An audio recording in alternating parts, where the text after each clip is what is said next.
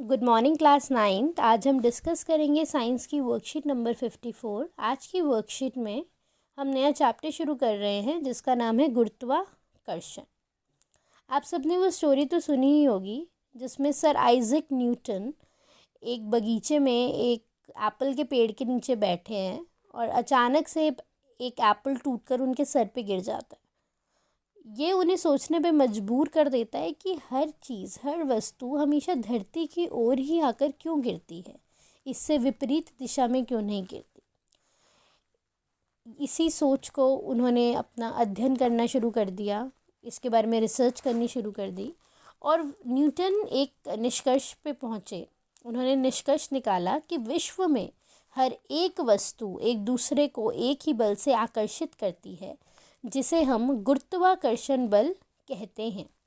चंद्रमा जो पृथ्वी के चारों ओर लगातार घूमता रहता है, पृथ्वी द्वारा इसी प्रकार के अभिकेंद्रीय बल का अनुभव करता है, पर दोनों आपस में कभी नहीं टकराते। वो गुरुत्वाकर्षण बल के कारण ही है। जो सारे ग्रह हैं सूर्य की ओर परिक्रमा करते हैं, वे भी गुरुत्वाकर्षण बल के कारण ही हैं। तो गुरुत्वाकर्षण बल एक आकर्षित बल है। अगर हम देखें पृथ्वी पर हम जो चल पा रहे हैं, हमारा जो चलना संभव हो पा रहा है, वो गुरुत्वाकर्षण बल के कारण ही है। यदि गुरुत्वाकर्षण बल नहीं होता तो हम धरती पर नहीं चल पाते। अगर आपने देखा होगा जब स्पेस पे एस्ट्रोनॉट्स जाते हैं तो वो कैसे तैरते हैं, चाहे वो स्पेसशिप के अंदर हो या बाहर हो, वो धरती पर नहीं टिक पाते, वो वहाँ नहीं टिक पाते हैं। क्यों नहीं टिक पाते हैं वहाँ पे? क्योंकि वहाँ पे ग्रेविटी ज़ीरो होती है। यहाँ पे जो भी वस्तुएं हैं वो धरती से टिकी हुई हैं, वो गुरुत्वाकर्षण बल के कारण ही है। आइए गुरुत्वाकर्षण का हम सार्वत्रिक नियम पढ़ते हैं। इस संसार में प्रत्येक वस्तु प्रत्येक अन्य वस्तु को ऐसे बल से आकर्षित करती है जो दोनों वस्तुओं के द्रव्यमानों के गुणनफल के समानुपाती और उन वस्तुओं के केंद्रों के मध्य दूरी के वर्ग के व्युत्क्रमानुपाती होती है। इसे हम गुरुत्वाकर्षण का सार्वत्रिक नियम कहते हैं। आइए देखिए नियम क्या कहता है। सपोज करिए हमारे पास दो ऑब्जेक्ट्स हैं, एक है m1 और एक है m2।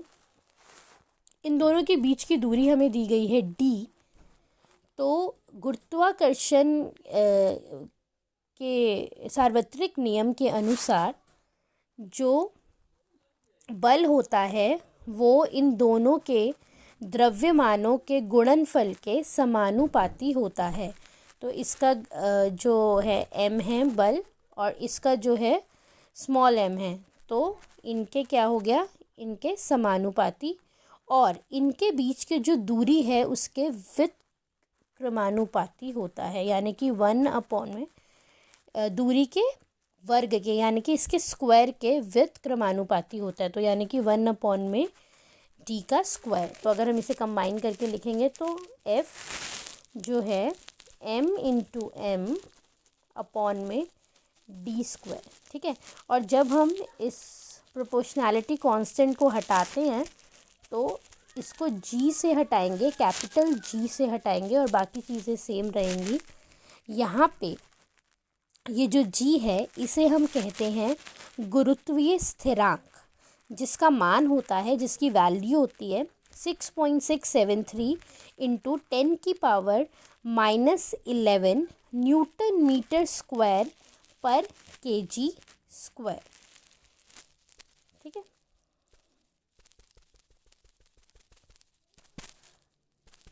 अब आगे देखते हैं हम कि ये जो गुरुत्वाकर्षण है, इस सार्वत्रिक नियम का महत्व क्या है। गुरुत्वाकर्षण का सार्वत्रिक नियम अनेक परिघटनाओं की व्याख्या करता है, जिनमें प्रमुख हैं हमें पृथ्वी से बांधे रखना। मैंने अभी आपको बताया हम पृथ्वी पे जो खड़े रह पाते हैं, चल पाते हैं, वे इसी बल के कारण हैं। मैंने आपको जैसे एग्जाम्पल दिया था, अगर एस्ट्रोनॉट्स स्पेसशिप पर जाते हैं, स्पेस पे जाते हैं, तो वहाँ पे वो नहीं खड़े रह पाते।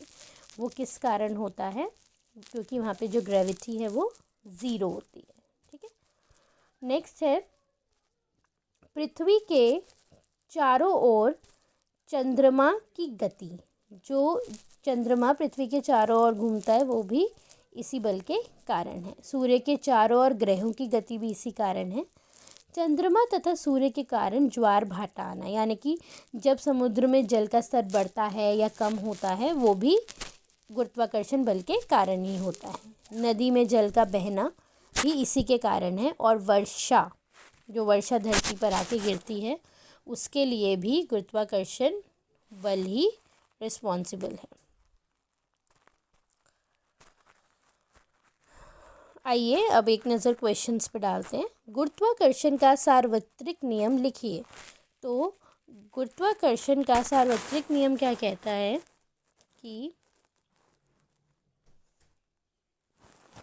इस संसार में प्रत्येक वस्तु प्रत्येक अन्य वस्तु को एक ऐसे बल से आकर्षित करती है जो दोनों वस्तुओं के द्रव्यमानों के गुणनफल के समानुपाती और उन वस्तुओं के केंद्रों के मध्य के दूरी के वर्ग के व्युत्क्रमानुपाती होता है, और इसे हम गुरुत्वाकर्षण का सार्वत्रिक नियम कहते हैं। तो ये हो गया आपका फर्स्ट। ठीक है, इसके अंदर आप साथ में ये लिख देंगे, ये वाला फॉर्मूला, जिसमें लिख देंगे जी को हम गुरुत्वीय स्थिरांक कहते हैं।